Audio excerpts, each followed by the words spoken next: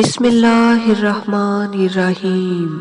دنیا کی محبت ہر گناہ کی جڑ ہے۔ آنسوؤں کا جاری نہ ہونا دل کی سختی کی وجہ سے ہے۔ دل کی سختی گناہوں کی کثرت کی وجہ سے ہے۔ گناہوں کی کثرت موت کو بھلانے کی وجہ سے ہے۔ موت کو بھلانا لمبی امیدوں کی وجہ سے ہے، اور لمبی امیدیں دنیا کی محبت کی وجہ سے ہے۔ دنیا میں 4 دفعہ وقت رک گیا تھا۔ نمبر 1، جب آپ صلی اللہ علیہ وآلہ وسلم معراج پر تشریف لے گئے تھے۔ نمبر 2، جب حضرت بلال رضی اللہ تعالیٰ عنہ نے اذان نہیں دی تھی۔ نمبر 3، جب حضرت بی بی فاطمہ رضی اللہ تعالیٰ عنہ کے سر مبارک سے دوپٹہ سرک گیا تھا اور 2 بال نظر آ رہے تھے۔ نمبر 4، جب حضرت علی رضی اللہ تعالیٰ عنہ کی نماز قضا ہو رہی تھی۔ بھوک کے بہت سے فائدے ہیں، ان میں سے کچھ آپ کو بتائے دیتے ہیں۔ بھوکے رہنے سے دل کی صفائی ہوتی ہے، دل میں رقت پیدا ہوتی ہے۔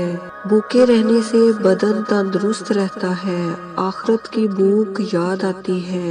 بھوکے رہنے سے گناہوں کا زور ٹوٹتا ہے، عبادت میں چستی آتی ہے۔ بھوکے رہنے سے نیند کم آتی ہے، بھوکوں کے ساتھ ہمدردی ہوتی ہے۔ انسان کا تھوڑے کھانے میں گزارا ہو جاتا ہے۔ اللہ کے راستے میں خرچ و خیرات کرنے میں آسانی ہو جاتی ہے۔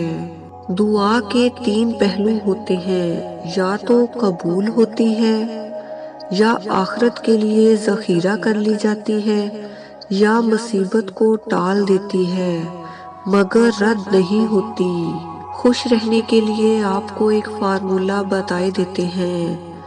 شکوے شکایات کم کیجیے اور اللہ کی نعمتوں کا شکر ادا کیجیے جو آپ کے پاس ہے۔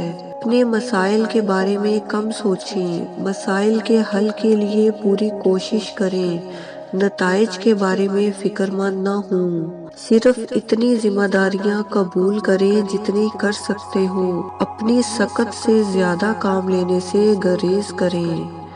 اپنے لیے بھی وقت نکالیں، اللہ تعالیٰ سے باتیں کریں۔